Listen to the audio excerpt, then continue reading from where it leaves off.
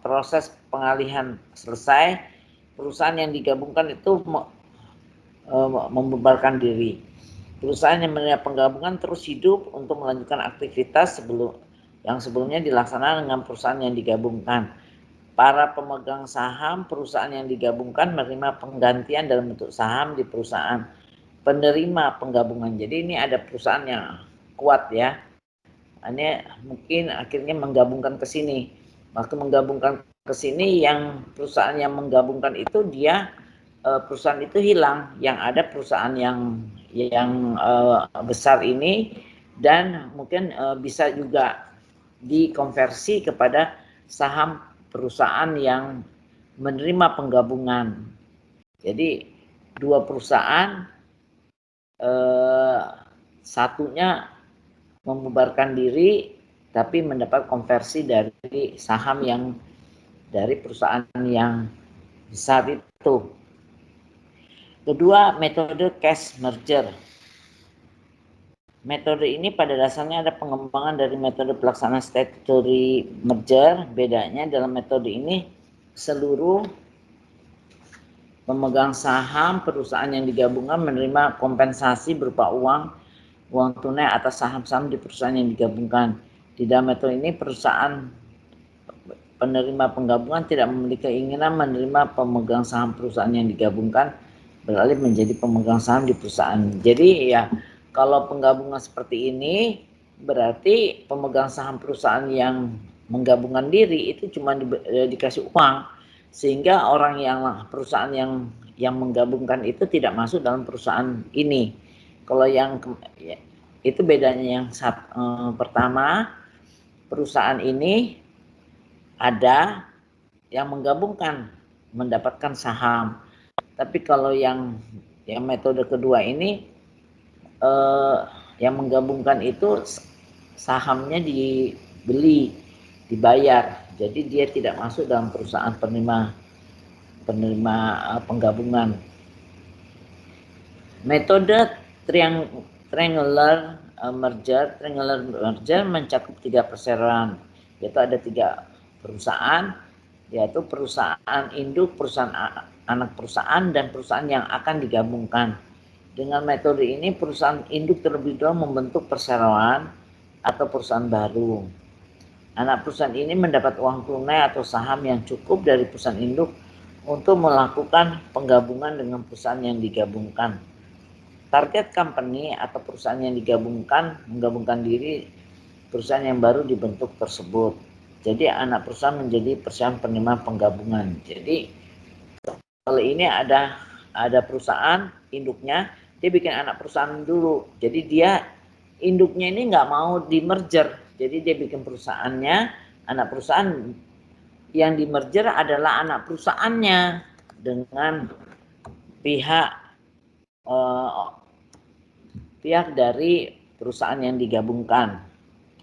Maksudnya dipilihnya metodenya adalah agar tanggung jawab perusahaan yang menggabungkan diri tidak beralih ke perusahaan induk tapi di anak perusahaan. Jadi ceritanya ini kan ada hak dan kewajiban dari perusahaan yang digabungkan. Nah, holdingnya nggak mau ketiban ada pinjaman atau segala, jadi semuanya hanya di anak perusahaan.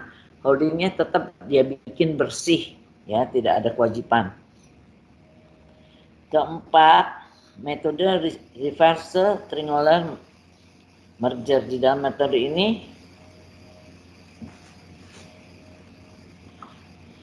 nih, angkat teleponnya dulu Pak Yogi. Apa? Jangan ya, lagi ngajar, nanti tinggal pesan aja. Di dalam metode ini perusahaan induk membentuk anak perusahaannya seperti tadi yang nomor 3. Kemudian anak perusahaan dijadikan target company atau perusahaan yang digabungkan. Metode ini ada lagi.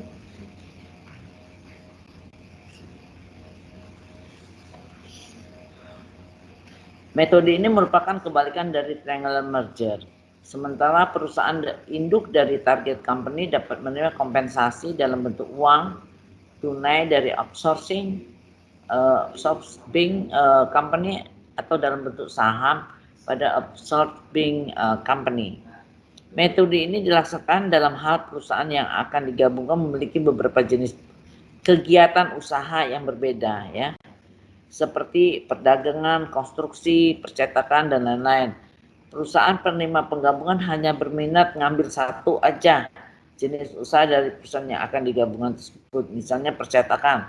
Untuk itu perusahaan yang digabungkan mendirikan sebuah perusahaan baru yang seluruh sahamnya dimiliki oleh pemegang saham yang sama, sehingga perusahaan baru ini menjadi anak perusahaan. Setelah itu usaha percetakan beserta seluruh aset yang berkaitan dengan percetakan seperti mesin cetak dan lain-lain, hak dan kewajiban berkaitan dengan usaha percetakan dialihkan kepada anak perusahaan. Jadi perusahaan induk merupakan anak perusahaan karena misalnya yang digabungkan banyak usaha. Jadi yang diambil cuma satu aja, satu jenis. Jadi hak dan perusahaan itu aja yang percetakannya aja yang diambil, misalnya percetakan misalnya money changer, ya itu aja yang diambil. Sejalan dengan selesainya pelaksanaan penggabungan tersebut, anak perusahaan menjadi target itu dibubarkan dan perusahaan induk dari target dapat menerima kompensasi dalam bentuk saham di perusahaan penerima penggabungan atau dalam bentuk tunai gitu. Yang kelima, metode short form merger. Jadi ini penting ya. Penting kalau misalnya kalian sebagai lawyer diminta oleh klien untuk membuatkan suatu perjanjian penggabungan. Jadi harus dilihat apakah sejenis atau ini kan ada metodenya. Jadi sebelum kita masuk ke dalam jual beli saham atau menggunakan satu nama perusahaan, kita bikin dulu perjanjian. Nah, kita pakai metode yang mana di situ. Ini gunanya belajar metode-metode ini supaya kalian bisa membuat satu perjanjian gitu loh. Yang kelima, metode short form merger. Metode ini dilaksanakan dalam hal penggabungan dilakukan antara perusahaan induk dengan anak perusahaan yang sahamnya dimiliki seluruhnya atau sebagian oleh induk perusahaan. Metode short form merger ini terbagi atas dua jenis, yaitu upstream merger dalam hal perusahaan induk bertindak sebagai absorbing company dan anak perusahaan selaku target company, dan atau downstream merger dalam hal anak perusahaan bertindak selaku absorbing company dan perusahaan induk menjadi target company. Yang keenam, yaitu metode merger menurut prinsip akuntansi. Metode pelaksanaan merger menurut prinsip akuntansi tidak dikaitkan dengan pendekatan dari sudut hukum, melainkan semata-mata dari nilai ekonomis. Menurut prinsip-prinsip akuntansi, metode pelaksanaan merger itu ada dua jenis, yaitu pooling of interest method. Pooling of interest method atau metode penyatuan kepentingan ini dipergunakan apabila merger merupakan tindakan untuk menyatakan kepemilikan dari dua atau lebih perusahaan yang digabungkan. Artinya di sini sejak semula absorbing company dianggap telah bergabung ke dalam absorbing company, sehingga aktivitas absorbing yang dialihkan kepada absorbing company dinilai sesuai dengan harga buku yang berakhir tercatat dalam buku pembukuan absorbing company-nya. Persis metode atau pembelian yang dipergunakan apabila merger menimbulkan perubahan pada struktur nilai pemilikan atas aktiva pada perusahaan penerima penggabungan. Artinya di sini harta atau aktiva absorbing company yang dialihkan kepada absorbing company dinilai berdasarkan harga real dan wajar harga pasar atau market value dan bukan berdasar harga buku. Undang-undang pokok perseroan terbatas pada dasarnya di dalam pelaksanaan penggabungan perseroan menganut metode statutory merger. Hal tersebut dapat disimpulkan dalam beberapa ketentuan yang terdapat dalam Undang-Undang PT. Jadi sekali lagi saya jelaskan, saudara kalian ini untuk bisa membuat perjanjian-perjanjian ini, jadi tidak harus ada di KPPU segala rupa, tapi ini berguna tugas saudara jika saudara melakukan membuat suatu perjanjian merger. Jadi apa yang ingin disampaikan, apa yang akan dibuat dalam perjanjian itu, ya, itu bisa juga didasarkan kombinasi dari metodenya dalam pembuatan perjanjian.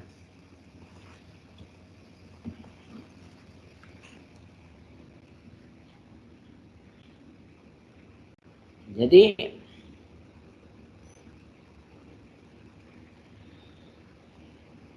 di dalam hal ini metode ini kita bisa lihat dari Undang-Undang PT juga.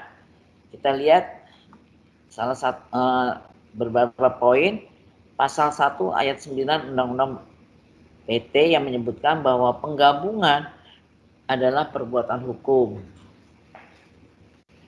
Perbuatan hukum sendiri bermakna sebagai perbuatan yang dilakukan subjek hukum diatur oleh hukum dan menimbulkan akibat hukum tertentu. 2. Pasal 123 ayat 3 Undang-Undang PT menentukan bahwa rancangan penggabungan setelah mendapatkan persetujuan Dewan Komisaris dari setiap perseroan diajukan kepada RUPS masing-masing untuk mendapat persetujuan. Jadi untuk hal-hal ini monopoli, kalian mesti tahu ya, monopoli, anti monopoli ini kenapa?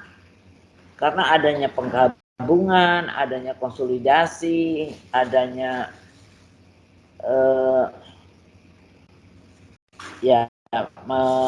bergabungnya dari perusahaan itu. Tapi tata caranya di dalam kita membuat satu penggabungan ini harus mengikuti tata cara perusahaan. Ini nggak bisa lepas dari Undang-Undang PT. Jadi kalian juga harus sangat-sangat menguasai Undang-Undang PT. Di Undang-Undang PT pasal 123 ayat 4 Undang-Undang PT menentukan bahwa bagi perseroan tertentu yang akan melakukan penggabungan selain berlaku Undang-Undang PT perlu mendapat persetujuan terlebih dahulu dari instansi terkait sesuai dengan ketentuan. Jadi pertama kita buat perjanjian. Nah, perjanjian kita ambil metode yang mana? Kemudian udah itu perlu adanya persetujuan komisaris. Oh, perusahaan ini bisa kita gabung. Nah, setelah itu harus ada RUPS.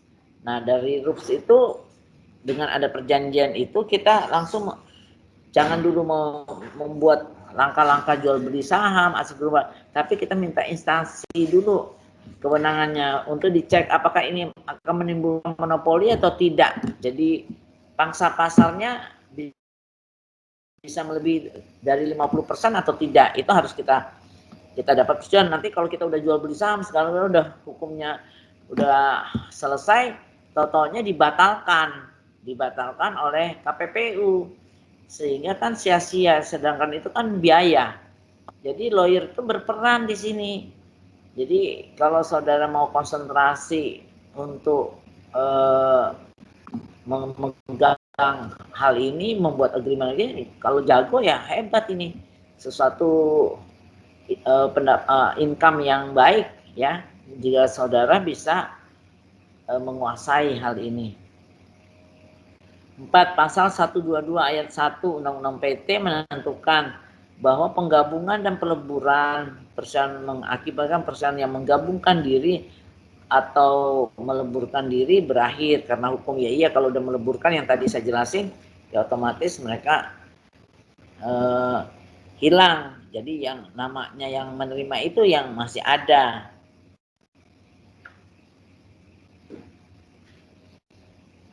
Terus kemudian pasal 122 ayat 3 huruf B Undang-Undang PT menentukan pemegang saham perseroan yang menggabungkan diri karena hukum menjadi pemegang saham perseroan menerima penggabungan dari hasil peleburan. Tadi kan sudah saya jelasin kalau ini ada yang dibayar, dia pergi karena ini gabung. Juga ada juga mereka masuk dalam PT yang menerima dan mendapat saham. Nah, saham itu perhitungan itu nggak lepas dari perhitungan dari akuntansi.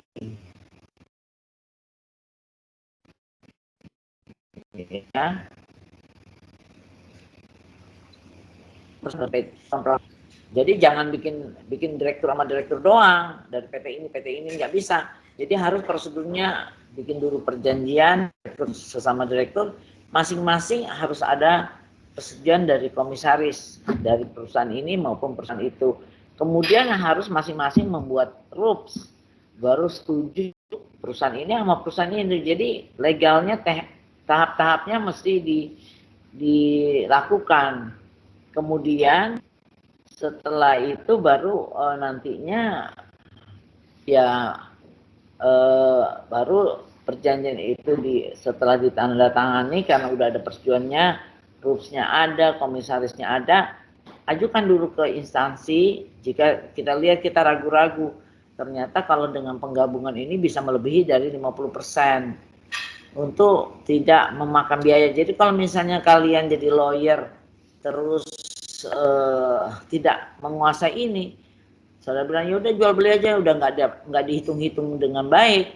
Ternyata setelah sudah terjadi jual beli dan semuanya sudah rapi, mau running well, tiba-tiba dibatalkan. Nah, di situ saudara bisa dinilai tidak profesional, tidak teliti sebagai lawyer.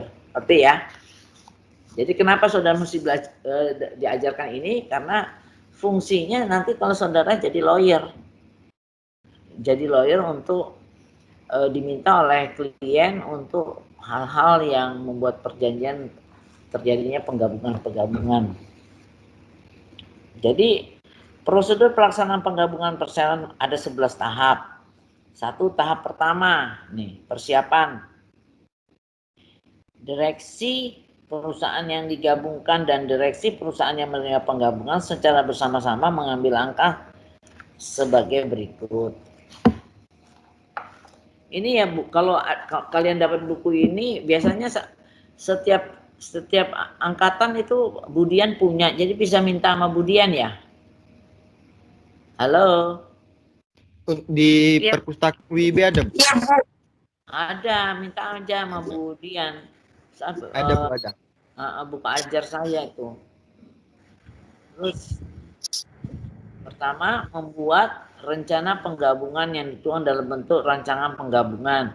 Rancangan penggabungan tersebut sekurang-kurangnya memuat satu nama dan tempat kedudukan setiap perseroan yang akan melakukan penggabungan. Ini dalam rangka saudara membuat agreement ya. Dua, alasan serta penjelasan direksi perseroan yang melakukan penggabungan dan persyarat penggabungan. Tiga, tata cara peralihan. Dibuat tata caranya dalam agreement itu, tata cara peralihan dan konversi saham perseroan yang menggabungkan diri terhadap saham perseroan yang menerima penggabungan. 4, rancangan perubahan anggaran dasar perseroan yang menerima penggabungan. Jadi kan setiap perusahaan tuh punya anggaran dasarnya beda-beda. Nah, setelah digabung gimana? Nanti rancangannya itu disebutkan kalau memang ada perubahan.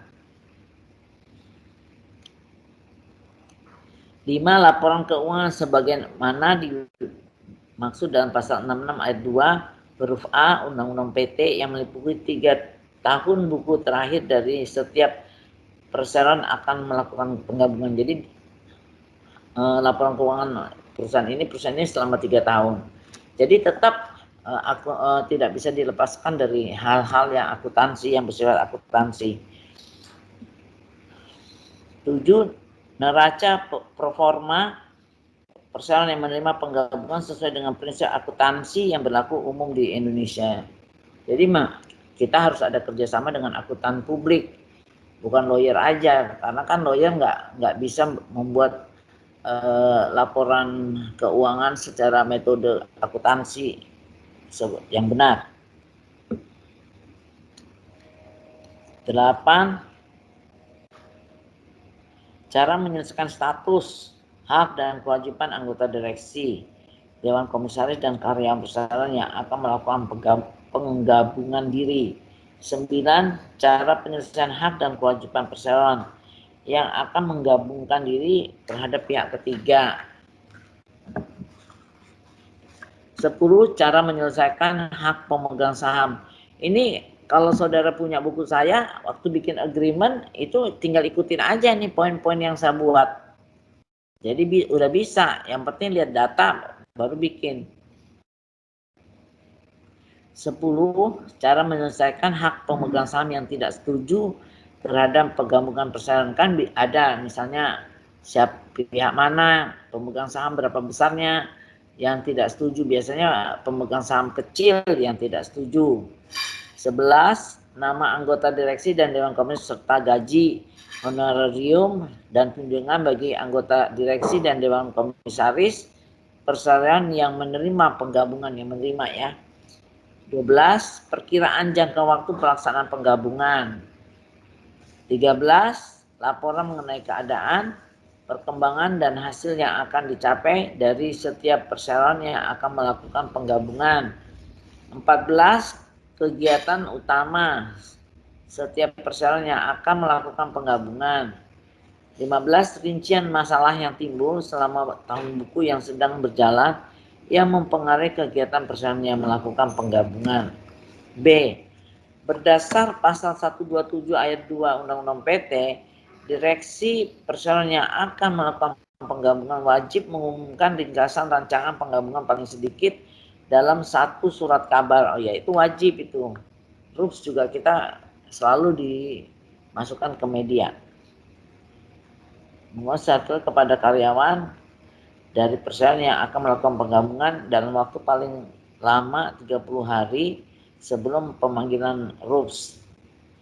Pengumuman tersebut menurut pasal 127 ayat 3 Undang-Undang PT yang memuat pemberitaan bahwa pihak yang berkepentingan dapat memperoleh rancangan penggabungan di kantor perseroan terhitung sejak tanggal pengumuman sampai tanggal RUPS yang diselenggarakan. Kemudian pengumuman ini dimaksudkan agar pihak-pihak yang berkepentingan sejak dini sudah mengetahui adanya rencana penggabungan dimaksud. Apabila yang kepentingan dalamnya dirugikan, jika penggabungan dilaksanakan, mereka memiliki waktu yang cukup mengambil langkah-langkah tertentu terhadap penggabungan tersebut. Berkaitan dengan kreditur, kan penggabungan ada yang setuju dan tidak setuju. Berkaitan dengan kreditur diatur pada pasal 127 ayat 4 Undang-Undang PT menentukan bahwa kreditur dapat mengajukan keberatan kepada perseroan dalam jangka waktu 14 hari setelah pengumuman dimaksud di atas. Berdasarkan pasal 127 ayat 5 Undang-Undang PT, apabila dalam jangka waktu tertentu kreditur tidak mengajukan keberatan, dianggap telah menyetujui penggabungan tersebut. Kemudian dalam Undang-Undang PT, apabila keberatan kreditur tersebut sampai dengan tanggal diselenggarakan RUPS tidak dapat diselesaikan oleh direksi, harus disampaikan dalam guna mendapat penyelesaian. Selanjutnya jika hal tersebut belum juga dapat diselesaikan, maka penggabungan udah nggak bisa dilaksanakan. Jadi kreditur itu juga cukup menentukan bisa terselenggaranya atau tidak penggabungan tersebut. Bagi perseroan tertentu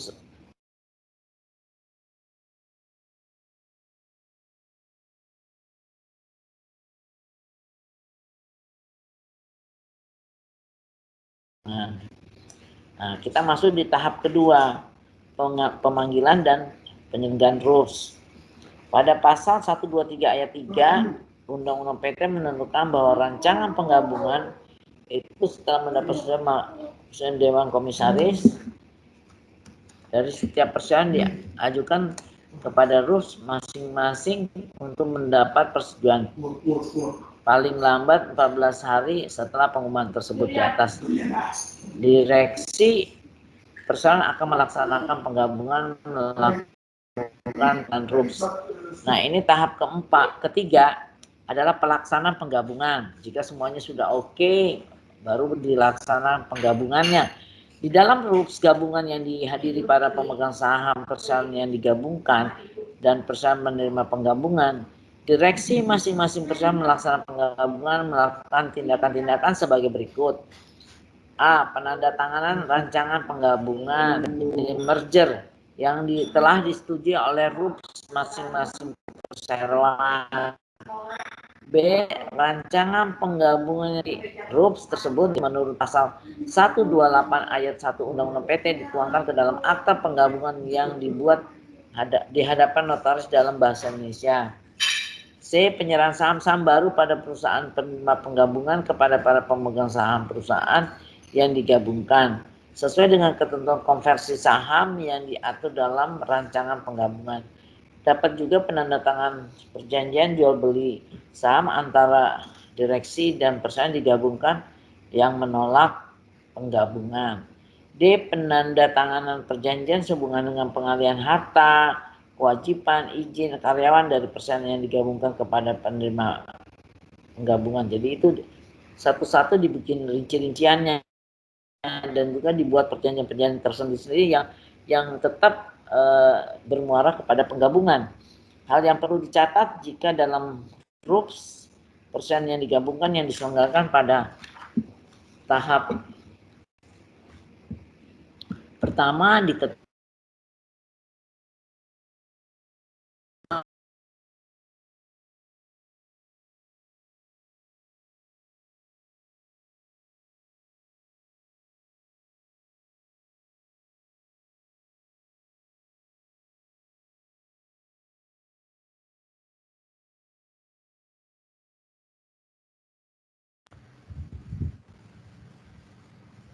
Sinyalnya putus, Bu.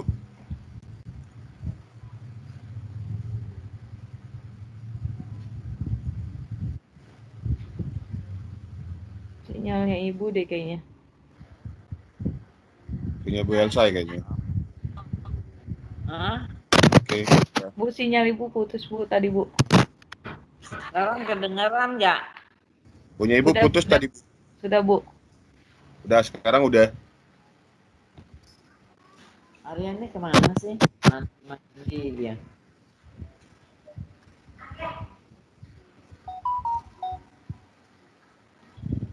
Tahap keempat adalah permohonan izin penggabungan. Nah, jadi belum dibuatkan ke dalam akta, masih dalam bentuk-bentuk perjanjian, walaupun di warmaking aja sama notaris jika perlu. Kalau nggak dibikin warmaking juga nggak apa-apa. Setelah proses tahap ketiga tuntas, khusus bagi perusahaan yang bergerak dalam bidang-bidang tertentu, seperti perbankan wajib mengajukan permohonan izin pengembangan perusahaan kepada instansi terkait. Tahap kelima, jika sudah dapat izin baru diumumkan dengan pelaksanaan penggabungan. Pasal 133 ayat 1 Undang-Undang PT bahwa direksi perusahaan penerima penggabungan wajib mengumumkan hasil penggabungan dalam satu kabar lebih dalam paling lama 30 hari terhitung sejak penggabungan.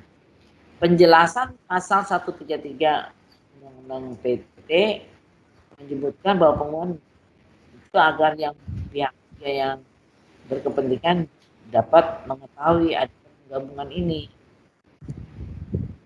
Ya, ajukan persetujuan menteri atas perubahan anggaran dasar, kan kita bisa pakai notaris ya. B. Pembukaan diterima menteri dan itu pengesahan menteri seperti biasa. Tahap keenam, penyelenggaraan RUPS Terakhir tuh ada rups lagi dari perseroan yang menerima penggabungan.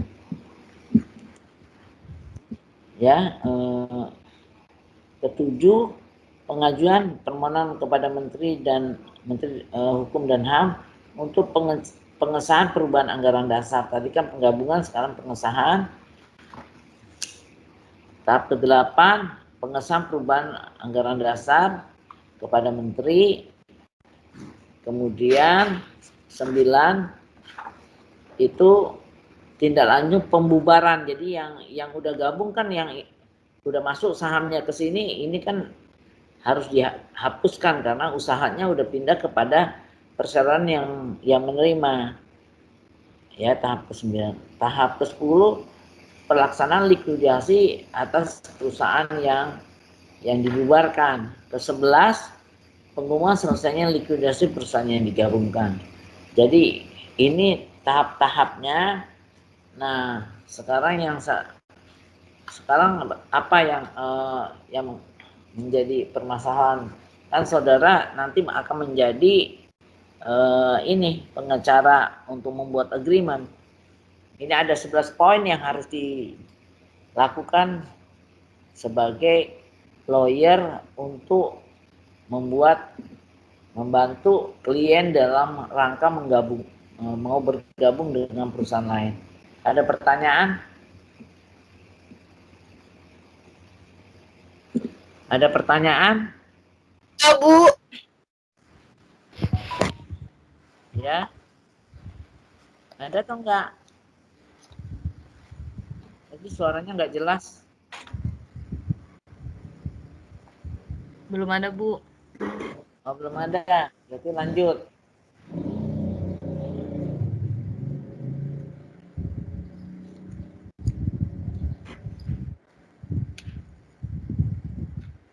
Di sini kan kita merger, akuisisi, konsolidasi ya. Nah, apa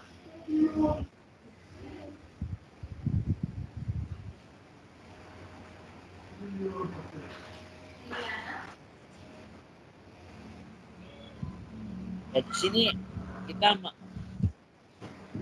mengambil pendapat dari Munir Fuadi ya. Menyatakan istilah akuisisi merupakan satu komponen dari serangkaian perubahan hukum, yaitu berupa merger, konsolidasi, dan akuisisi. Ketiga hal tersebut terkadang dalam praktik bisnis disebut dengan istilah merger dan akuisisi. Dengan merger, perusahaan yang satu masuk ke dalam, kalau merger itu perusahaan yang satu masuk ke dalam perusahaan yang lain, sehingga hanya tinggal satu perusahaan saja. Kalau konsolidasi, kedua perusahaan asal menjadi lenyap, terbentuk perusahaan baru, ya. Nah, akuisisi, jika akuisisi tidak ada perusahaan yang lenyap atau tidak ada perusahaan yang baru terbentuk jadi itu. Akuisisi ya sama dua perusahaan. Sedangkan menurut Felix Untung Subagio, akuisisi perusahaan itu pada dasarnya berbeda dengan merger dan juga berbeda dengan konsolidasi. Ini ada banyak istilah. Jadi kalau konsolidasi ini kan itu peleburan ya. Jika dilakukan akuisisi, maka pihak yang melakukan akuisisi atau maupun yang diakuisisi tetap eksis. Kalau akuisisi, dua perusahaan ini tetap eksis. Kalau merger, salah satunya yang bergabung itu hilang, yang menerima yang tetap eksis. Itu. Kalau konsolidasi kan, kalau konsolidasi itu mereka tetap dua bergabung membentuk satu perusahaan baru gitu ya.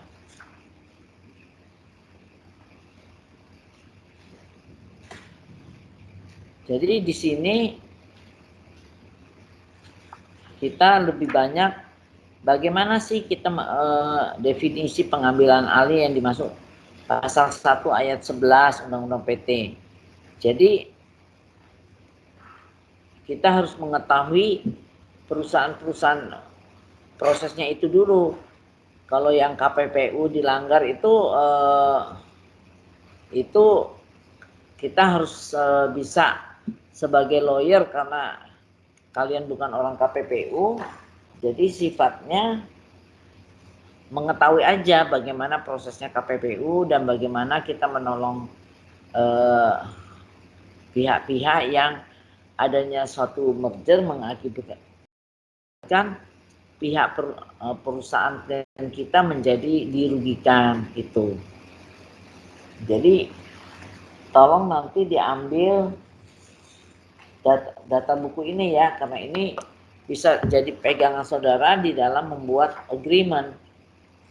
Ini poin-poinnya ya. Nah di bab 3 nanti ada praktek monopoli dan persaingan usaha tidak sehat. Daripada saya ambil di sini, saya ambil dari buku ini.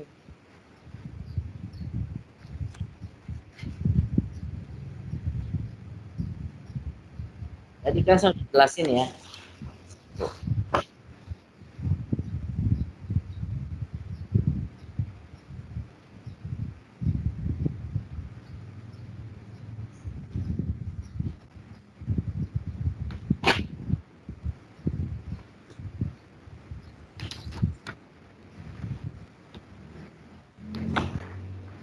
Ini udah dicatat ya tadi ya, hukum anti monopoli ya, Ibu.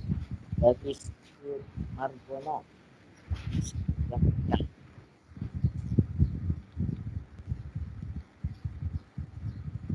Mungkin kemarin kita udah bicara tentang ras, polri, operasi, anti-ras dan anti monopoli. Mungkin yang saya akan tentang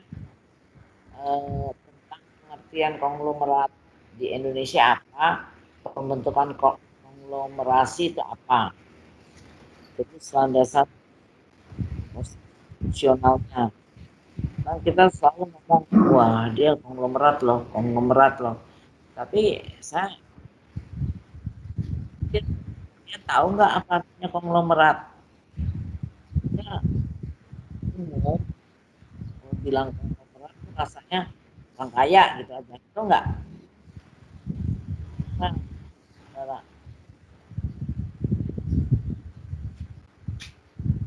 Nah, apa itu konglomerat? Halo. Konglomerat. Orang kaya, Bu, orang kaya. Kan semuanya orang bilang konglomerat orang kaya, tapi kan ini harusnya kita bicarakan pengertian konglomerat itu dikaitkan dengan monopoli, jadi agak berbeda ya. Di sini saya bilang ya, kalau kita bilang konglomerat itu orang kaya punya segala-galanya, tapi kita bicara hanya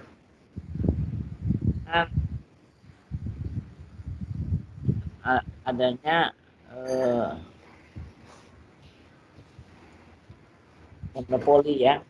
Di sini saya sampaikan, dalam persepsi sehari-hari monopoli mungkin merupakan momok gramatikal yang dengan kekuatannya mampu berbuat tidak semena-mena tanpa harus yang lain. Di lain pihak, dalam perspektif atau pengertian ekonomi, tindakan monopoli hanya merupakan dominasi pangsa pasar barang atau jasa tertentu yang spesifik, karena dominasinya akan dapat atau mampu mengatur besar kecilnya volume penjualan. Jadi pangsa pasar yang arahnya ke pangsa pasar. Jadi misalnya jual kayak supermarket jual A B C D E ya itu berbeda, bukan, tetapi satu jenis produk yang didominasi oleh satu perusahaan atau filialnya.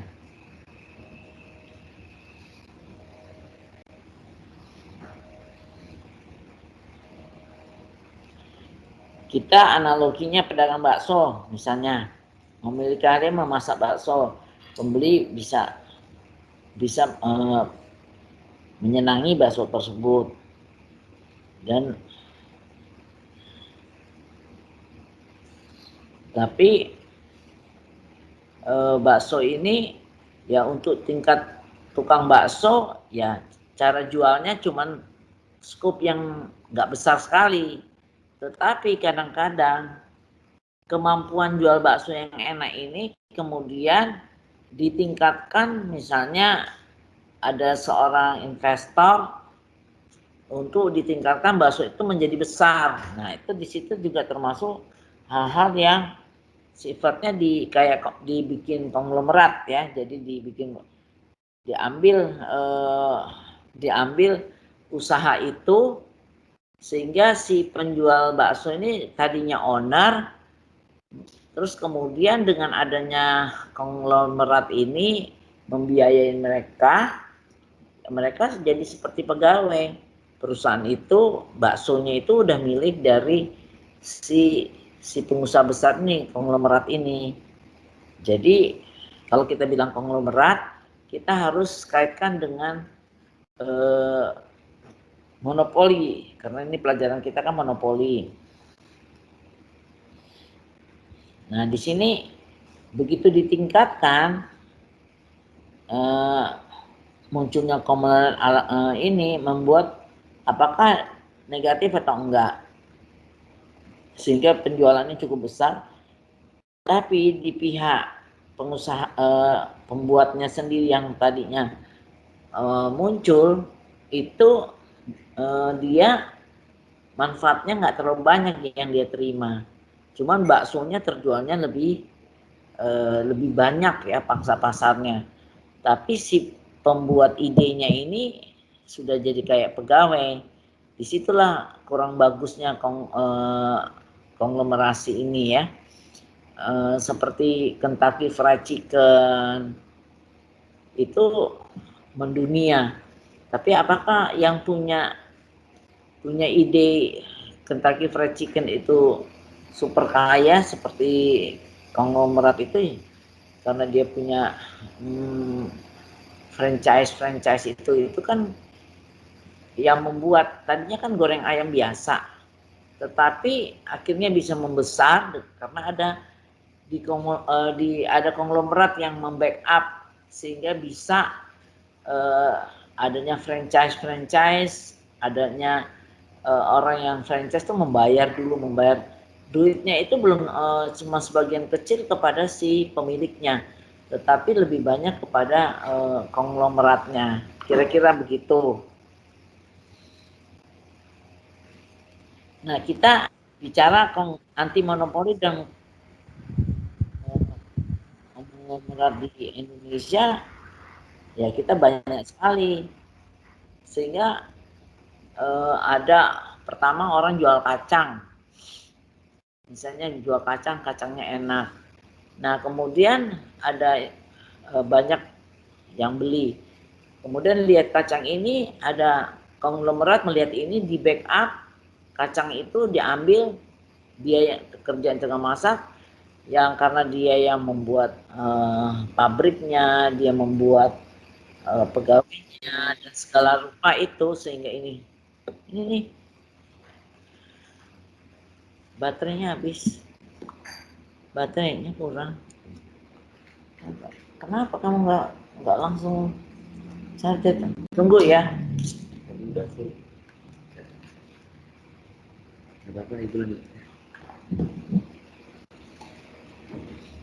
Jadi ada, saya nggak usah sebut, jualan kacang, terus kemudian karena dia kerja keras, dia juga sebagai produksi, dia juga sebagai penjual, dia juga sebagai memberikan distributor ya, tapi kan karena usaha dia sendiri ya nggak terlalu besar. Nah tetapi masuk ada ketertarikan konglomerat untuk membesarkan usaha kacang itu. Tapi setelah itu usaha kacang itu besar sekali, se-Indonesia malah bisa ekspor. saya lihat faktanya si penjual yang PIT itu ternyata apa tuh? Ternyata dia, saya pikir bisa kaya sekali. Ternyata dia tetap kerja keras dan tidak terlihat perubahan hidupnya menjadi besar sekali. Cuman dia bangga aja perusahaannya menjadi besar, kacangnya dibeli di mana-mana. Tapi dia sendiri belum bisa menikmati karena investasi yang dibuat oleh konglomerat ini itu harus dikembalikan dulu karena kan untuk menjadi besar ini kan investasinya besar, sehingga produksi kacang ini ya untuk pertama-tama untuk mengembalikan investasi yang sudah dikeluarkan oleh konglomerat. Jadi kalau kita mau membesarkan suatu usaha dan kerjasama dengan konglomerat, kita harus benar-benar bikin cash flow yang baik, yang benar. Nanti kita dapat apa dengan besarnya perusahaan kita itu? Kira-kira mengerti nggak kalian ini? Halo? Ya, Bu. Bu. Ya. Iya, Bu. Jadi ada itunya, positif negatifnya ya. Kalau kita nggak, kadang-kadang orang senang, aduh, ada yang investor, kita jualannya lebih gede, berarti uangnya masuknya lebih gede nih. Kita jualan kacangnya tadinya cuman laku bisa jual cuma 10 kilo, ini bisa sampai 100 kilo. Wah, berapa duitnya? Tapi dia nggak mikir, konglomerat tuh nggak kasih duit itu gratisan. Ya, kalau jual 100 kilo bayar dulu dong investasinya dia. Kalau dia nggak bikin perjanjian kuat, dia nggak bisa mengikuti cash flow, mengikuti jalannya pemasukannya. Dia nggak bisa lihat perusahaan, perusahaan itu. Itu yang harus kalau kita jadi lawyer dari yang Karungan Anjani kan? Yang halo? Ada suara apa tuh?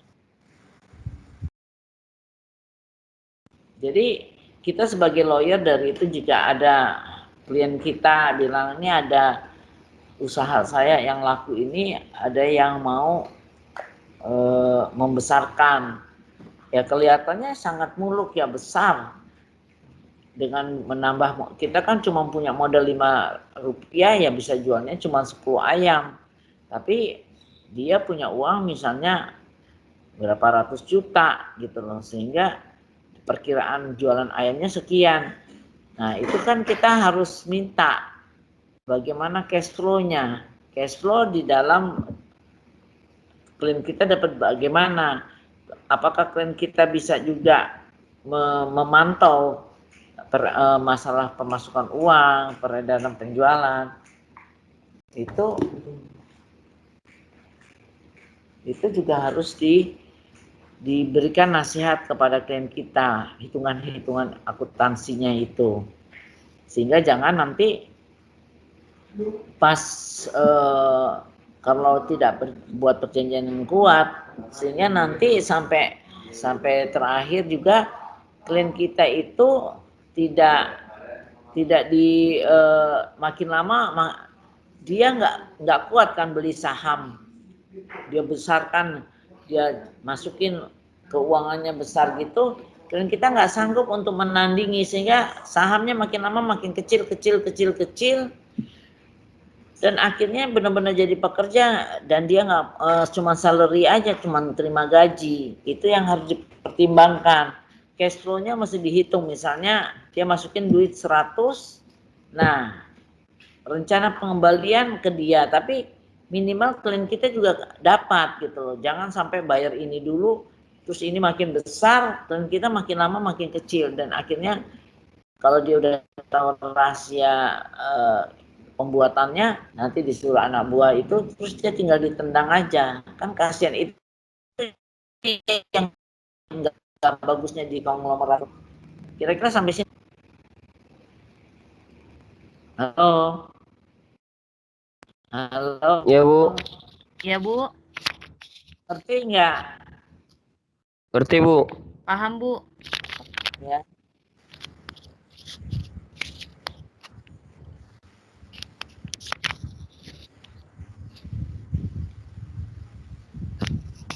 Nah, kita bicara tentang pembentukan konglomerasi. Ada beberapa pemikiran menjadi dasar untuk menentukan terjadinya monopoli, antara lain A. Apabila pelaku usaha mempunyai pengaruh untuk menentukan harga, sementara pembeli hanya menerima harga yang ditetapkan oleh pelaku usaha. B. Pelaku usaha tidak perlu merasa perlu untuk menyesuaikan diri terhadap pesaing. C. Adanya entry barrier bagi pelaku usaha lain yang ingin masuk dalam pasar yang sudah dimonopoli oleh pelaku usaha. Jadi konglomerat ini dia menguasai banget. Dia tentuin harga, lu mau beli nggak beli bodo amat gitu loh.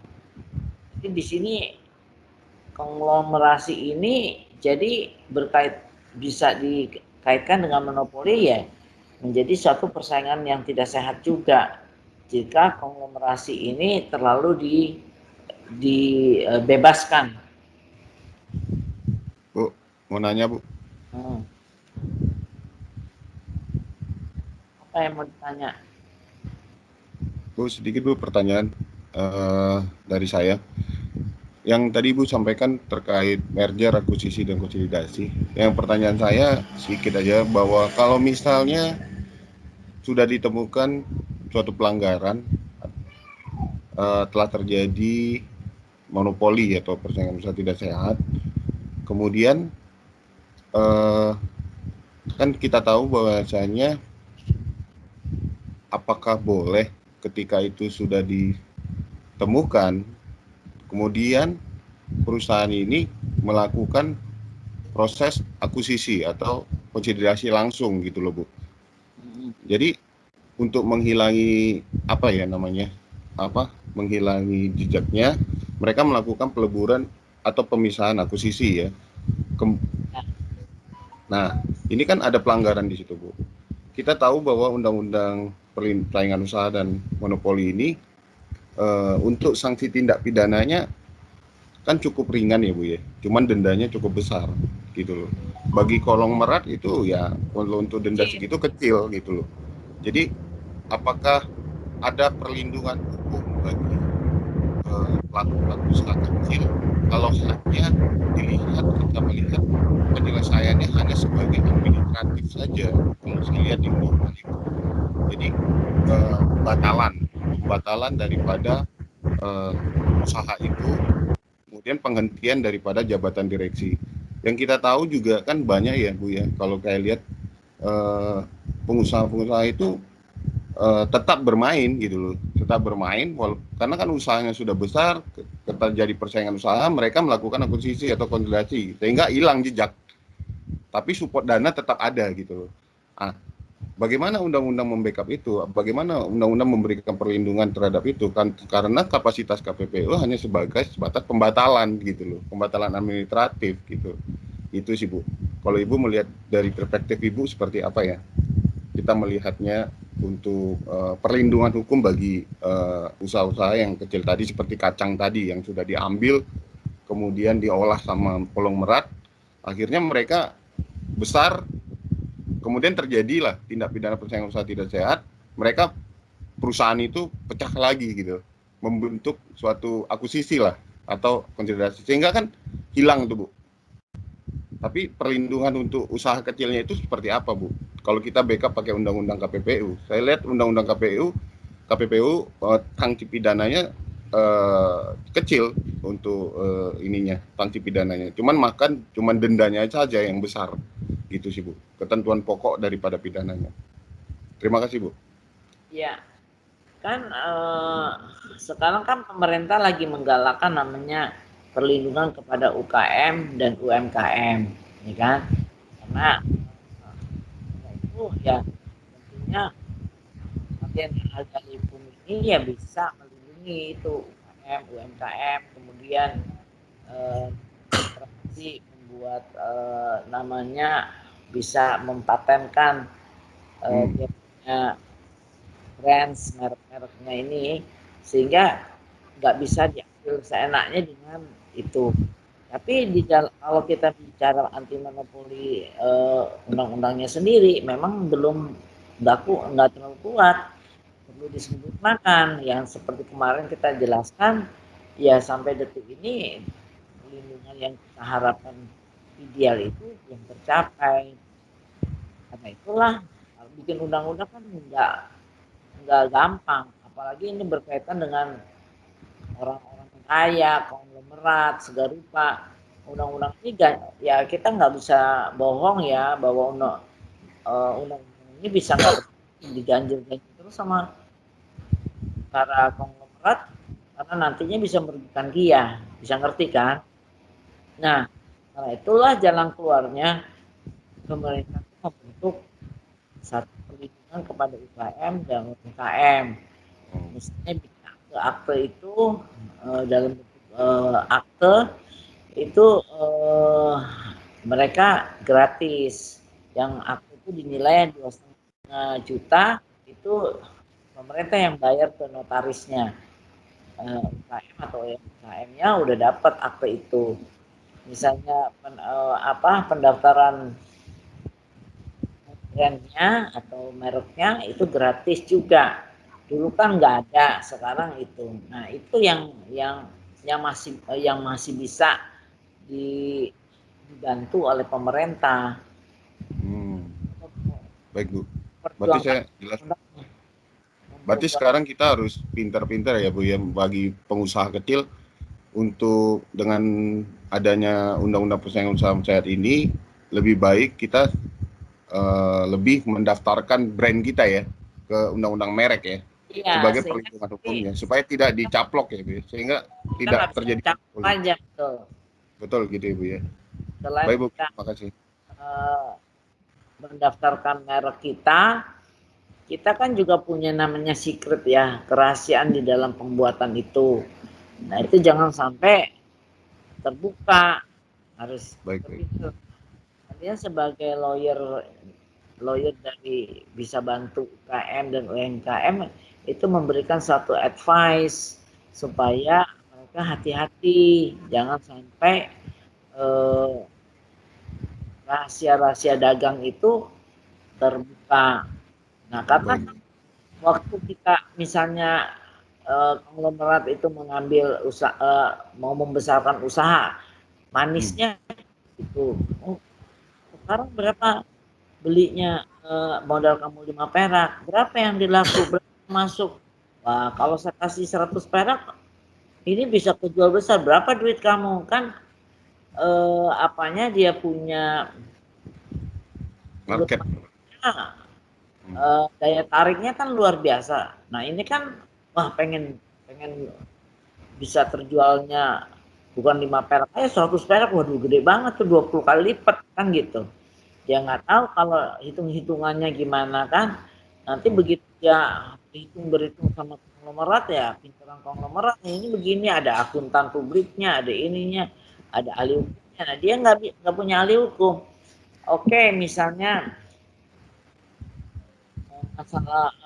tapi masalah kalau brand ini udah kita kuasai dan itu milik si A, jadi kalau itu kita tetap minta namanya itunya royaltinya kan. Nah kalau kita nggak daftarkan ya apa yang ada, cuma kacang aja kok dia bisa juga bikin, tapi kan dia tahu oh ini kacang itu kan kita mau menjual apanya tuh, misalnya kan ini itu kita nggak bisa menutup, misalnya ini kita jual kacang, pembeli kita ini nggak bisa kita sembunyikan kepada konglomerat. Itu semua kan pasti open minded, dibuka semua, bagaimana supaya kacang kita pembelinya si A si B, itu kan nggak boleh. Kalau kita sembunyikan kita curang. Tapi begitu kita buka, nah sumber-sumber kita langsung kita dilibas. Nah, karena itulah ada perlindungan kita. Pertama buat perjanjian, kemudian kita mungkin kasih advice, kamu juga harus tahu, harus dia punya hak untuk melihat peredaran uang, cash flow-nya, berapa bagian dia. Jadi jangan dikekepin sama si konglomerat ini sehingga si UKM ini tidak melihat, tidak pernah tahu, akhirnya digeser aja. Udah tuh juga harus ada pembatasan. Lu jangan terus nyetor upgrade modal terus ya. Upgrade modal kan dilusi dia. Itu juga harus jadi pertimbangan kalian sebagai lawyer yang canggih, profesional. Itu jangan sampai nilai berapa yang nggak boleh dilusi sampai dia dilusi. Jadi misalnya dia dipertahankan batasnya sampai 15% atau 20%, selebihnya nggak boleh terus ditingkatkan gitu. Misalnya ditingkatkan, bagaimana solusinya jika memang mau membesarkan itu kan kalau dia setor dana, lu ada duit nggak? Ya namanya dia nggak ada duit, ya udah akhirnya turun dari 50% turun 40%, turun sampai bisa 2%. Lu ini tinggal 2% ini duit untuk lu keluar aja karena semua sudah dia miliki. Nah, itulah fungsinya kalian sebagai lawyer ya. Itu. Jadi hal ini yang memang kalau kita bilang melihat makin besar makin bagus, tapi kalau kita tidak membuat perlindungan kepada si pemilik usaha itu hancur lebur ya. Itu jadi memang ironis kita mau namanya orang kaya biasanya rata-rata nafsunya kayaknya luar biasa dan pelitnya luar biasa. Jadi pertama dia baik-baik, kedua langsung pelit dan langsung jahatnya keluar gitu loh. Itu Bu, makanya saya melihat sanksi untuk pelakunya itu si konglomerat dan si direkturnya ya kan itu tidak ada gitu. Sementara mereka adalah pemegang kuasa dan pengendali suatu perusahaan kan gitu. Si pemuka yang pelaku usahanya ya kecil aja karena misalnya di dalam usaha konglomerat ini misalnya ada kacang, dia kan seperintil kecil, nanti ada permen, ada ini kan orangnya beda-beda, dia tinggal libas aja semuanya karena duitnya banyak. Betul. Jadi powerful. Nah kalau dibilangin dulu ada undang-undang KUHP tentang persaingan curang. Tapi itu juga jarang lagi dipakai. Nah, perbuatan curang Bu. Kan KPPU. Tapi KPPU di dalam pidana dia nggak bisa melakukan investigasi. Kita serahkan ke polisi, polisinya nggak menguasai. Di situ jadi problemnya. Kira-kira begitu. Ya, 12 sebentar lagi sholat. Kita istirahat dulu. Tapi nanti kita kembali lagi. Jangan jam 2 deh, nanti terlalu siang, 1:30 aja kita kembali ya. Jadi nggak kelamaan. Sholat sama makan, jam 2:30 kita mulai, 2:30 kita stop karena cuacanya nggak bagus, hujan terus sehingga itunya kita punya online-nya kadang timbul tenggelam ini ya. Baik Bu. Ya, oke. Bu Elsa, sorry Bu. Pertanyaan siapin deh, nanti kita tanya jawab. Iya Bu. Kita terusin ya. Ya Bu, terusin Bu. Siap Bu, diteruskan aja Bu. Iya, tunggu. Kita masalah konglomerat ya, konglomerat tadi.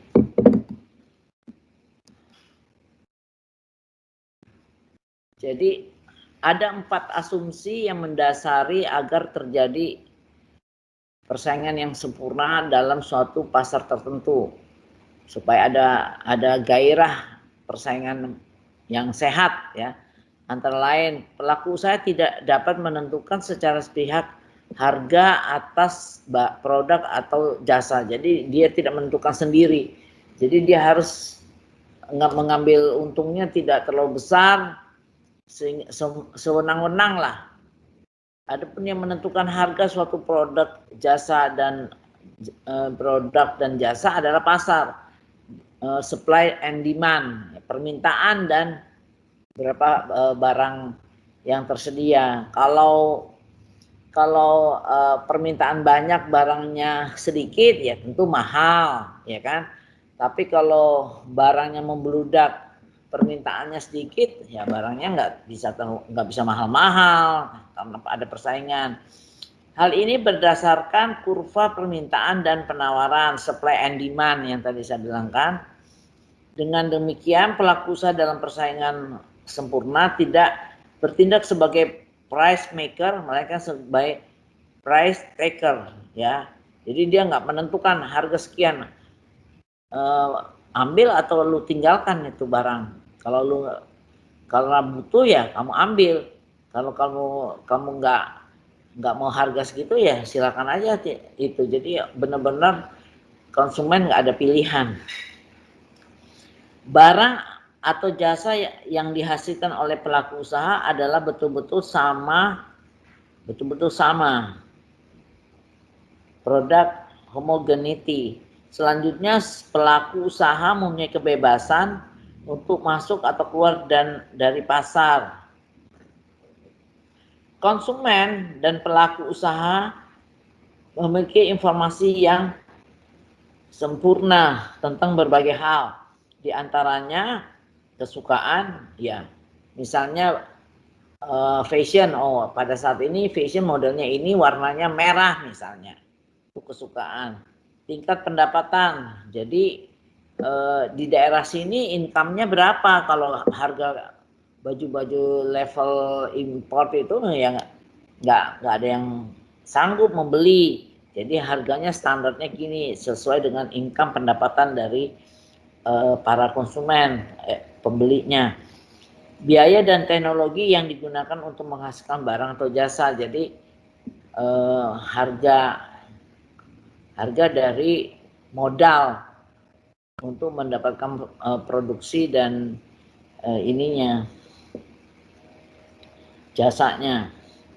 Dengan adanya persaingan, pada gilirannya akan memberikan keuntungan kepada para pelaku usaha itu sendiri dan juga kepada konsumen. Jadi saling menguntungkan dua belah pihak, itunya konsumen maupun produk pelaku usaha. Dengan adanya persaingan, pelaku usaha akan berlomba-lomba untuk terus memperbaiki produk jasa yang baik bagi konsumen. Jadi kualitasnya akan meningkat. Persaingan akan berdampak pada semakin efisiennya pelaku usaha dalam menghasilkan produk atau jasanya.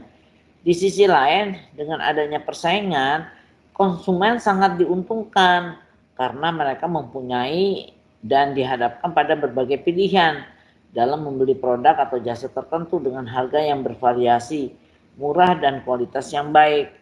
Itu kalau persaingan yang sehat. Kalau persaingan nggak sehat kan take it or leave it, ya kan?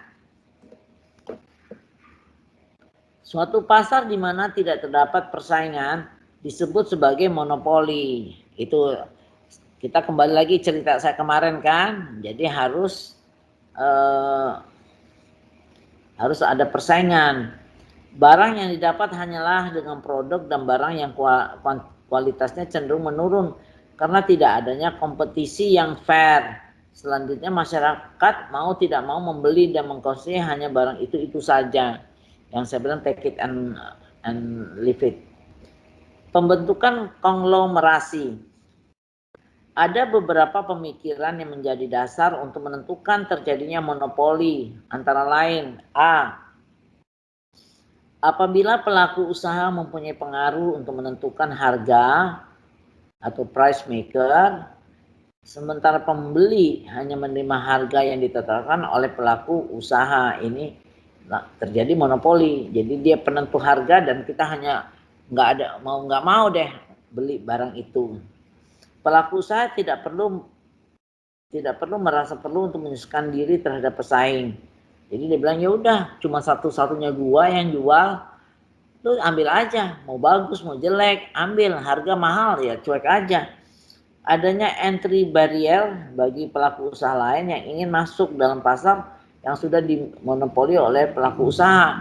Kalau misalnya supermarket cuma satu nih, nggak ada pesaing yang lain, orang mau jualan, mau masukkan sayur, supplier mau masukin sayur atau ikan ke dalam supermarket itu, karena nggak ada tempat lain, mau nggak mau mesti jual di sana, dia tekan. Ya dia bilang, ya kamu boleh jualan di sini, satu harganya murah, kemudian bayarnya 3 bulan kemudian. Gak ada pilihan lain kan mau jualan di mana gitu. Ini namanya yang entry barrier. Dari perspektif konsumen, pasar yang dimonopoli cenderung berdampak negatif. Konsumen akan dirugikan karena tidak memiliki alternatif pada saat akan membeli produk atau jasa-jasa tertentu. Di pihak lain, pelaku bisnis, monopoli akan berdampak pada inefisiensi dalam menghasilkan produk atau jasa karena tidak ada saingan, ya. Demikian pula inovasi atas produk atau jasa tidak akan terjadi, mengingat tidak diperlukan pos anggaran yang keluar untuk melakukan inovasi tersebut. Selanjutnya, apabila dipikirkan berdasarkan logika bisnis dan sikap adil, pembatasan atas tindakan curang dalam bisnis dalam segala bentuk berdampak pada kemunduran ekonomi, teknologi, sosial budaya, dan sebagainya. Sebagaimana telah dikemukakan bahwa persaingan yang tidak sehat akan mematikan persaingan itu sendiri dan pada gilirannya berdampak pada praktek monopoli. Oleh karena itu, dalam mekanisme pasar yang baik dituntut adanya persaingan yang adil dan sehat.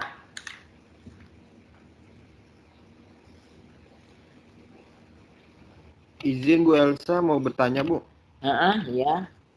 Saya Jeffrey Kurniawan mau bertanya terkait tender Bu. Ya. Yang sering dibahas kan, yang sering banyak masalah kasus-kasus besar kan terkait tender Bu. Ya. Karena kalau kasus pasar kan kita kan itu kan jarang banget sampai keputusan, paling itu hal kecil biasa. Kalau tender kan itu kan biasa sering dibahas Bu. Jadi saya mau nanya Bu, apa saja Bu potensi yang dapat? Halo Bu? Ya. Ya. Saya mau nanya Bu, apa saja indikasi atau hal-hal yang menyebabkan tender itu bisa terkategorikan masuk dalam usaha tidak sehat Bu? Ya, begini. Kan sekarang kan tender udah banyak ya, tidak berhadapan langsung. Tender kan submit ya, dimasukkan dalam online ya, di submit. Dan kita kan misalnya untuk elektrik misalnya, barang-barang kita membawa keagenan mana kita masukkan. Kan nggak semua yang masuk itu, misalnya yang listrik itu kan tidak banyak ya. Jadi ada keagenan mana yang kita masukkan, harganya, ininya gitu. Itu kan mesti dimasukkan di dalam. Sekarang walaupun praktek-praktek kecurangan ada, tapi tapi sekarang udah agak kurang karena sistemnya submit ya, karena sistemnya online. Nah, tapi mereka ada cara-caranya, misalnya yang masuk ke dalam tender itu, lelang itu teman-temannya semua. Jadi nanti dia bikin acara gantian, temennya kali ini si A yang menang, nanti tender yang lain si B, si C, padahal dia semua. Itu yang memang jadinya nggak sehat itu. harganya kurang tidak bersaing karena mereka juga misalnya yang menang PTA dia punya, PTB dia punya. Nah, tinggal nanti mereka dapat di sini kasih 1% hadiah, 2% hadiah gitu-gitu. Jadi itu yang harus dihindari tenderan gitu, tapi temannya dia semua gitu loh. Bu, tapi kan itu sudah berarti suatu perbuatan curang, pada perbuatan pidana di situ, gitu kan. Kalau itu dibiarkan, ya akan tetap berlanjut Bu seperti itu terus dan nggak akan bisa hilang gitu loh. Ya sampai juga masih berlanjut saya pikir karena itu kan sekarang udah masuk juga di ranah KPK. Nah mungkin arahnya ke KPK kali Bu ya. Iya dan itu saya bisa mengetahuinya waktu sidang-sidang KPK. Jadi saya mengerti mereka tender satu grup sama semua. Jadi mereka bikin PT A, B, C, dan nanti semuanya dapat duit. Dikit, sekian persen, sekian persen. Ujian bantu ambil jasa. Bu, kalau untuk pembangunan pemerintah, Bu. Nah, apakah pernah kecolongan, Bu? Tendernya itu juga ada indikasi menimbulkan persaingan usaha tidak sehat, Bu? Kan sering nih pembangunan pemerintah ini tendernya ini kan dari luar. Maksudnya? Terus saya juga pernah bahas terkait beberapa PT yang untuk merebutkan tender tersebut, tapi sedangkan itu punya proyek pembangunan pemerintah. Nah, apakah itu tidak diawasi ya, Bu? Atau dilepas tangankan gitu aja? Saya bilang nggak diawasin, cuman kan yang ngawasin juga manusia bukan mesin. Jadi ya bisa uang miring itu nempel juga, jadi memang agak berat gitu loh. Kita nggak bisa kalau yang ngawasinya robot, nggak makan nasi, nggak pakai baju bagus ya mungkin beda. Tapi ini kan yang ngawasin juga manusia yang butuh makan, punya keluarga dan segala rupanya ya imannya tergantung keimanan dia bisa disogok atau enggak, bisa dikasih uang semirat enggak. Jadi kembali kepada manusianya. Oh, itu berarti intinya permainan belakang stakeholdernya berarti, Bu ya? Iya. Bu, kalau dengan tender pemerintah mungkin gampang dengan KPK ya. Tapi kalau swasta, Bu, tender swasta, itu kan sudah masuk dalam kategori kejahatan korporasi kan gitu. Iya. Nah, ini kita juntuhkan dengan hukum pidana, perbuatan curang, atau itu bisa kita masukkan nggak, Bu ya? Kalau kita bicara azas, lex specialis derogat generalis, artinya persaingan usaha lebih domain kepada undang-undang KPBU, kan gitu, Bu? Iya, kalau swasta memang KPPU. Walaupun Nah, itu sanksi pidananya kan nggak ada, kurang. Bagaimana penyelesaian, menyikapinya itu? Iya, Mbak. Tapi saya bilang sekali lagi, kalau udah swasta sama swasta itu mereka nggak terlalu berminat ya. Mereka bilang udahlah lu kalah aja, ngapain lu perjuangkan. Dan juga KPPU nggak bisa sampai ke sana, dia punya gigi. KPPU ini giginya kurang tajam gitu loh. Karena apa? Undang-undangnya kurang disempurnakan dengan kalau kondisi sekarang. Tanggal 9 tahun 99 itu tender-tendernya kan berbeda sampai dengan saat ini. Orang-orangnya lebih pintar, canggih segala rupa. Dulu kan masih jujur-jujur. Sekarang ya harusnya dengan peristiwa yang terjadi, peristiwa hukum yang terjadi, itu bisa diakomodir dengan aturan-aturan hukum untuk tidak terjadi seperti itu. Tapi kan tetap tidak berjalan karena hukumnya, aturan monopolinya masih itu juga gitu loh. KPPU-nya nggak bisa menggigit, pidana aja, proses pidana dia nggak bisa sampai sekarang. Karena kalau itu kayak di KPK itu kan penyidiknya disiapkan untuk jika masuk ke ranah pidana langsung dikerjakan kan gitu. Ini kan sampai sekarang walaupun ada pidananya di KPPU aturan hukumnya, tapi sampai detik ini belum ada perkara pidana di dalam KPPU. Sama juga kasus masalah-masalah pasar modal. Pasar modal juga ada, tapi kan nggak jalan, semuanya pakai pidana aja gitu. Nah mereka nanti kan di denda. Nah dendanya dia pikir denda sama keuntungan yang akan diperoleh lebih banyak keuntungannya, dia pakai aja, dia langgar aja, nanti dia bayar denda. Nanti apalagi kalau misalnya imannya pejabatnya nggak kuat, ya tinggal dia nego lagi, lebih murah lagi. Untuk itu sebagian dia bayar, sebagian dia kasih. Jeffrey polos sekali, Bu. Hah? Setuju. Hah? Jeffrey polos sekali, Bu. Bang Apanya? Jeffrey polos Kenapa tuh, sekali.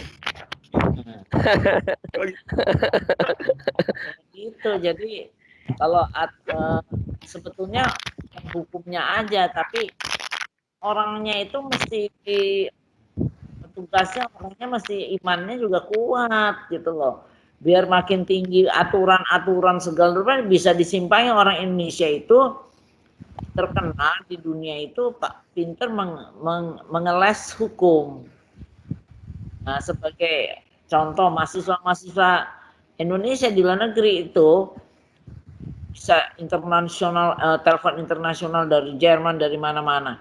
Dia cuma masukin duit, cet, keluar, cet, duit. Padahal dia nggak bayar.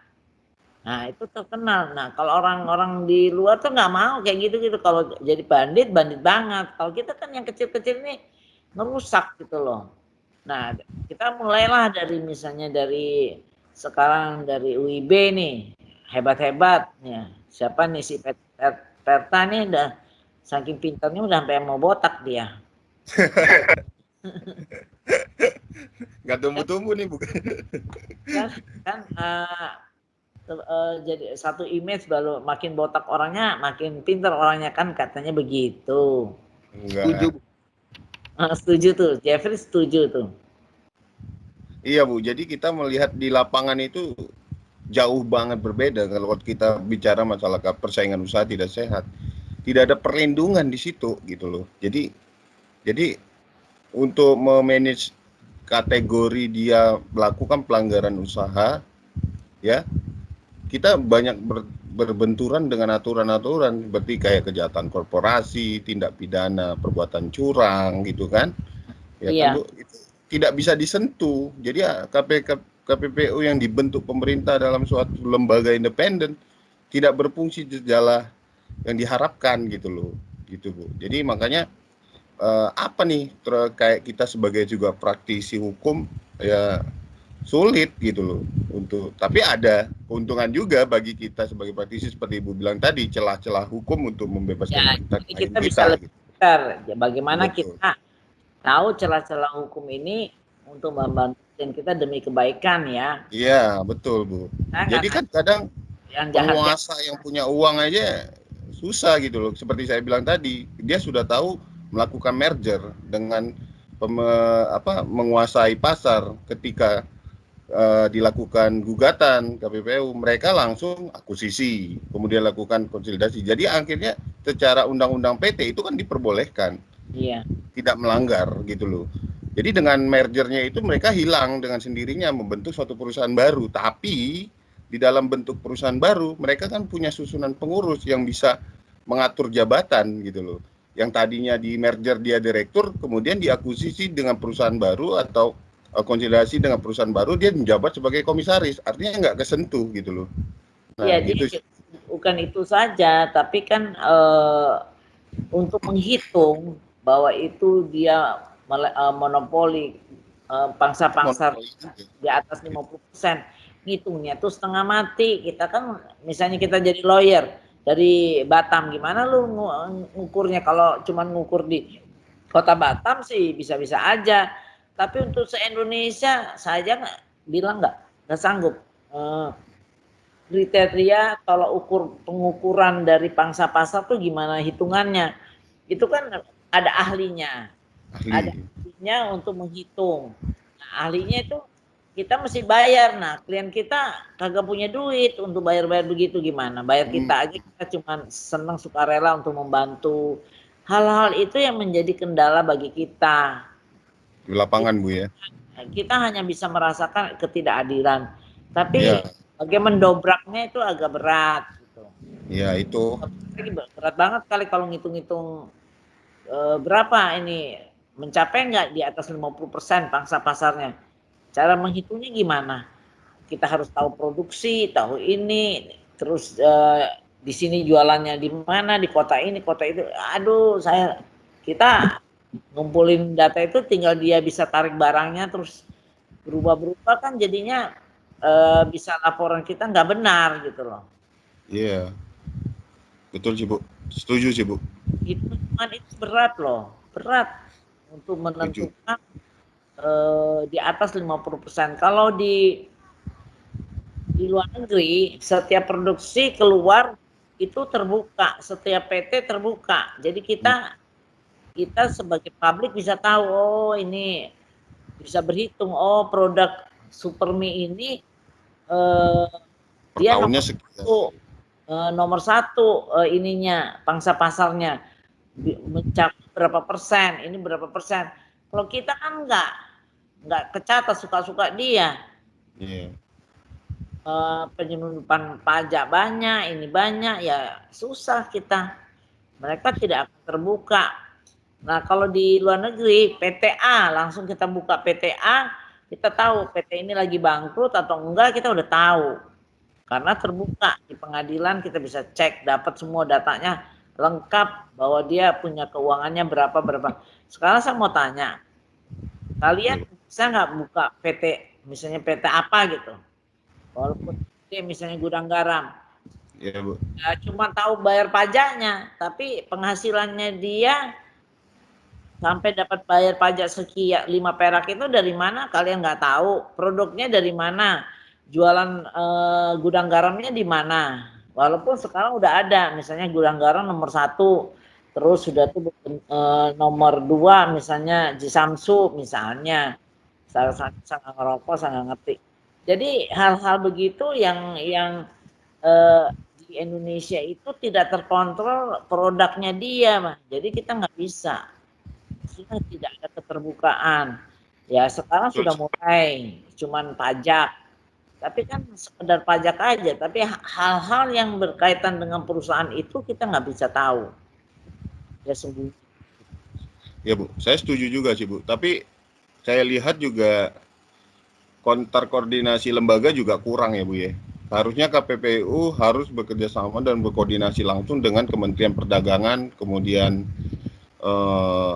ya tadi kepolisian gitu kan, kemudian lembaga-lembaga lain yang mengacu kepada satu arah ya, satu tujuan yang sama dengan KPPU, sehingga koordinasi itu tidak ada. Jadi KPPU ya dalam ini bersifat pasif kalau menurut saya sih Bu. Ya artinya mereka tidak berjalan sesuai dengan koridornya karena mereka sendiri tidak punya taring ya seperti itu. Tapi kalau dia mungkin melakukan MOU dan lebih lain terkait masalah antar lembaga, ya mungkin bisa lebih baik gitu sih Bu. Seperti kayak kalau seperti tadi survei kan dia bisa mengambil data di Kementerian Perdagangan misalnya atau seperti apa, bisa mendapatkan data-data yang lebih jelas gitu kan. Cuma kan permasalahan sekarang di lapangan aja untuk membentuk PT itu gampang sekali Bu. Untuk membangun PT itu gampang banget gitu kan. Siapapun bisa membentuk PT dengan gampang gitu. Jadi ya saya rasa itu juga harus menjadi perhatian juga gitu. Ketika kita melihat permasalahan persaingan usaha ini seperti tadi, suatu perusahaan yang sudah besar ketika kemudian ketahuan KPPU dia melakukan persaingan usaha tidak sehat, mereka pecah melakukan pemisahan gitu loh dengan membentuk PT baru. Kan bikin PT gampang Bu, ya kan? Ya, walaupun harus ada penyetoran. Berarti kan ini ada kejahatan korporasi yang mereka menghindari denda atau tindak pidana gitu kan? Ya, karena mereka penguasa, punya uang gitu loh, kan gitu Bu. Sehingga ya pendapatan lebih tinggi daripada bayar denda. artinya masih mendapatkan keuntungan. Nah, artinya masyarakat kita yang usaha mereka tuh sudah keburu mati daripada ini terjadi gitu loh. Jadi usaha kalau udah mati kan yang bagi yang kecil susah Bu untuk bangkit kembali. Kalau perusahaan yang besar ya kan, kalau mati pun tetap masih bisa membuka yang baru. Nah, ini yang tidak ada perlindungan. Saya masih domain ke situ gitu loh. Jadi ya harapan kita juga ya sebagai masukan juga saya dibenah KPPU bagi pemerintah ini harus jadi satu apa namanya suatu hal yang prioritas gitu sih Bu. Makanya tadi Bu bilang KPPU tidak ada tindak pidana. Saya setuju sih. Belum ada sanksi pidana yang dikenakan dalam kasus KPPU. Bahkan malah dibatalkan sanksi administratif yang paling banyak. Gitu sih Bu. Sampai selama ini ya belum pernah proses itu, dan saya udah pernah coba untuk sanksi pidana itu nggak jalan. Iya. Saya bilang PSSI itu nggak jalan. Iya. Tapi kita orang-orang PSSI itu Driono itu, oh ya namanya Driono itu kasus pidana urusan lain kayak gambling apa itu. Semua yang saya laporkan di KPPU yang tidak jalan pada saat yang kemarin ini dihukum semua 5 tahun, ada yang 3 tahun ya lumayan. Jadi sekarang kan PSSI-nya orang baru semua.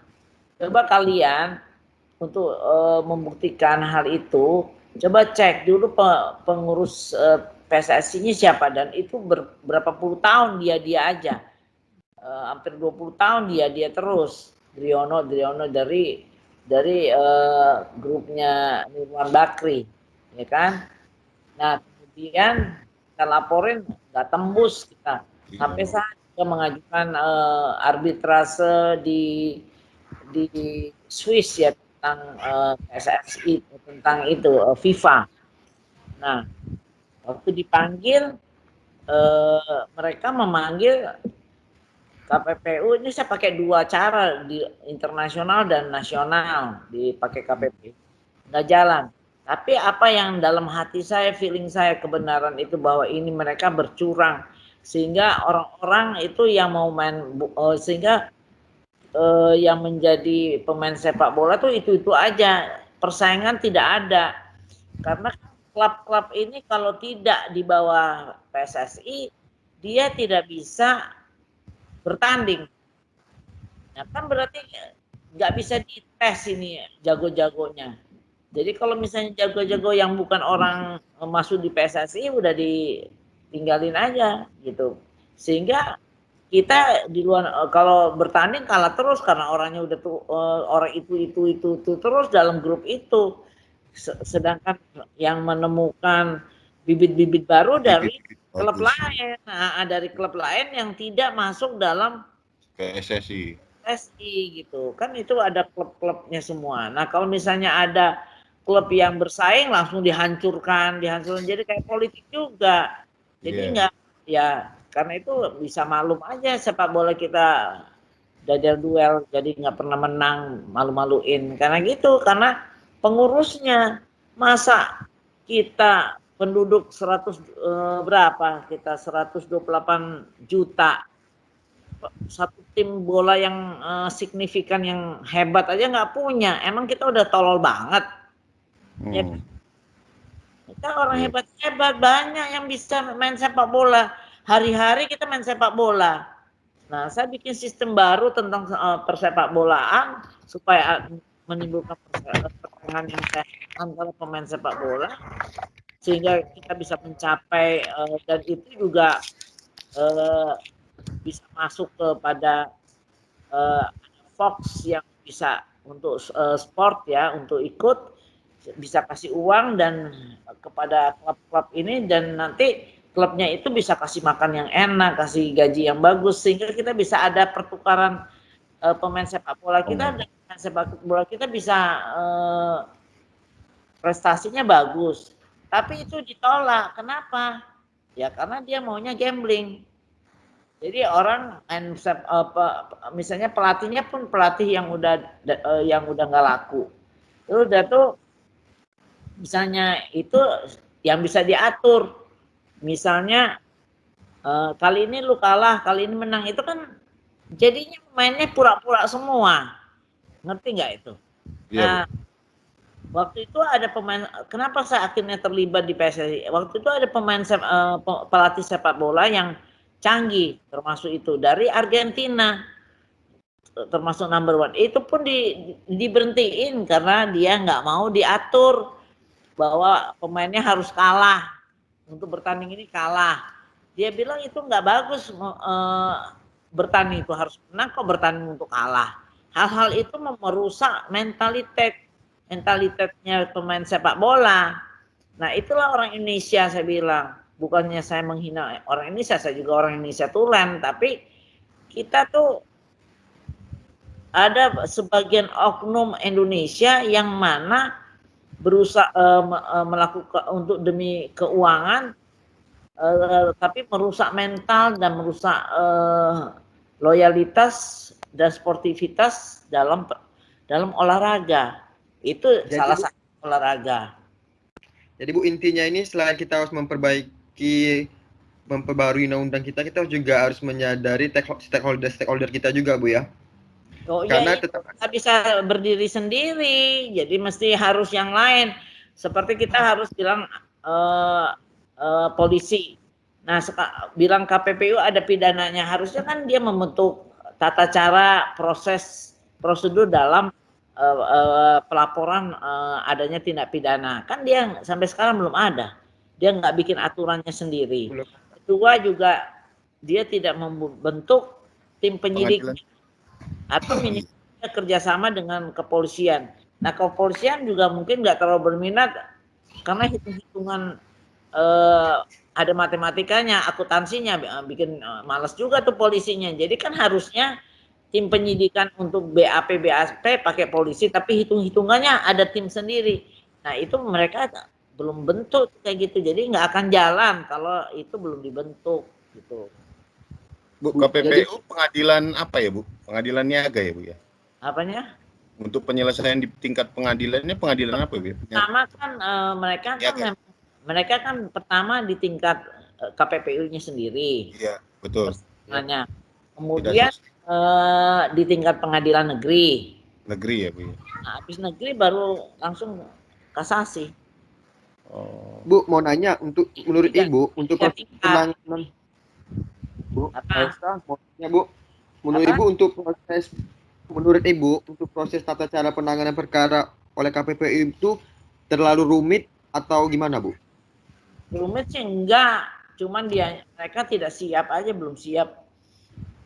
Jadi hal-hal yang administrasi mereka udah siap karena udah cukup lama.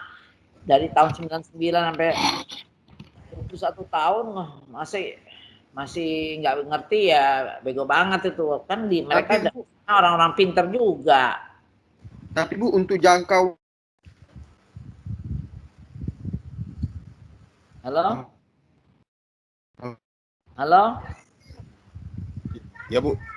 Putus Ya. kayaknya. halo Bu, Ya gimana kok putus-putus? Halo, Bu. udah Ya. jelas ya. Terus Bu mau nanya kenapa Putus-putus. sinyalnya udah ini kali, Bu. Udah Hah? jelek. Sinyalnya udah mau nunjukin jam 2:30, Bu. Sekarang bagus nggak? Oh sekarang 2:30 ya? Iya, Bu. Makanya sinyalnya langsung jelek. Ya dasar tuh males semua. Dan sekarang kamu bikin itu ya, bikin paper minimal 15 halaman. Ini paper ya untuk nilai UTS. Saya nggak bikin pertanyaan-pertanyaan kayak orang apa ini apa itu enggak. Saya ingin kamu mengerti. Nah dengan dialog-dialog ini saya udah bisa menilai bahwa kalian tuh cukup cerdas, pintar dan perhatian. Jadi bikin paper halaman minimal case ya, case apa dan kemudian masukkan dalam analisisnya. Dan nanti serah ya. Semua punya satu case. Bisa nyari juga case-nya saya, bisa kalian bahas seperti kasusnya Phoenix, Angel Program gula itu bisa. PSSI nggak mungkin ada karena kan nggak jadi kasus. Terus yang lain yang di Batam mungkin bos. Bu, mau nanya Bu, itu untuk kasus yang sudah memiliki keputusan berkekuatan hukum tetap atau kasus yang masih berjalan sudah boleh? Nggak apa-apa, Kak. Yang penting kasus yang jalan juga nggak apa-apa karena kan bagi saya apakah itu nantinya masalah, karena ini kan masalah pendapat ya. Hakim punya pendapatnya, urusan antar lah. Yang penting kalian bisa berpendapat ya. Saya minta supaya diasah cara berpikir dan hati nurani kalian. Kalau ini Yang lain Bu, kira-kira ngerti tugasnya? Bu mau nanya Bu, terakhir Bu. Ya. Untuk kasusnya ini Bu, kasusnya harus kasus terbaru atau kasus yang lama-lama juga udah boleh kita bahas? Oke, apa aja yang penting saya mau tahu cara berpikirnya kalian menganalisa kasus itu. Enggak. Jadi saya tuh nggak pernah mau menyulitkan student. Oke. Baik, Bu. Tadi saya udah kasih tahu Bang Arya, Mas Arya terkait absen itu semua sudah hadir Bu ya dari tadi. Sudah hadir. Pertama. Ya 12 orang hadir semua ya. Oke. Makasih Bu ya waktunya. Yaudah. Makasih Bu. Makasih Bu. Ya. Sehat-sehat ya Bu.